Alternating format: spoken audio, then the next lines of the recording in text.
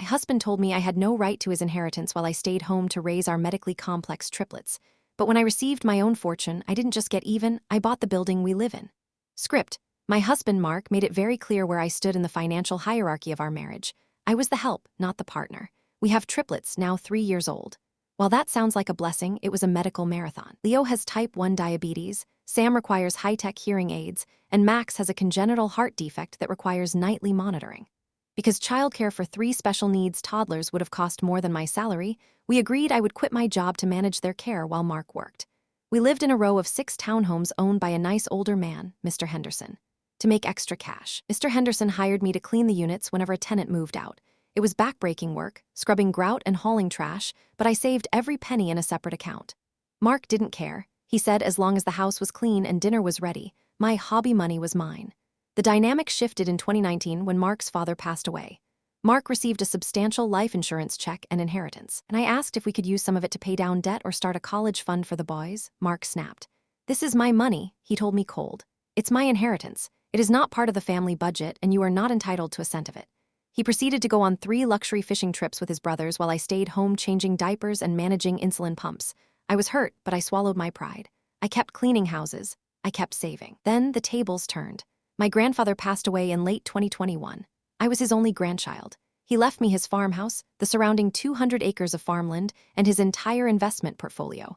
It was a life-changing amount of money. I didn't say a word to Mark. I simply transferred the liquid assets to my private savings and hired a property manager to rent out the farmland. I remembered Mark's rule. Inheritance is not part of the family budget. In January, Mr. Henderson told me he was retiring and selling the townhouse complex. He was worried the new owners would jack up the rent, which would have crushed us. I saw an opportunity. Using my inheritance and the cleaning money I'd saved for 3 years, I made a cash offer on the entire 6-unit building.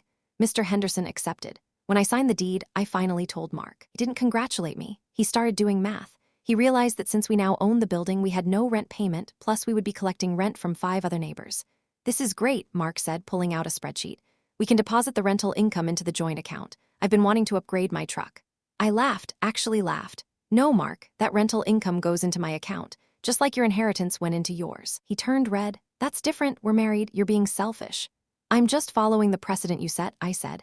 "We don't share inheritance assets. I'm your landlord now, not just your wife. We live here rent-free, that is my contribution." He called me an asterisk hole. He said I was financially abusing him. I told him if he didn't like the arrangement, we could separate. Reality check things came to a head when I announced I was taking a 1-week vacation to visit my grandfather's farm and clear out the house. Mark asked to come. I told him no, I needed space. "Fine," he said, trying to call my bluff. "Go, I'll watch the boys, it can't be that hard." I left him with a binder of medical instructions and flew out. I had an amazing week. I slept in. I drank wine. I didn't hear a single heart monitor beep. Mark, on the other hand, entered the 7th circle of hell. When I returned a week later, his mother, his aunt, and he were sitting in the living room. They looked like they had been to war. The house was a disaster, but the look on Mark's face was pure defeat. Mark's mother, who usually criticizes my parenting, looked ready to cry. "I tried," she whispered. "Here is what happened in my absence. Leo, my mother-in-law ignored my diet plan because she thought I was too strict. She gave Leo sugary snacks, causing his blood sugar to spike so high they almost had to go to the ER.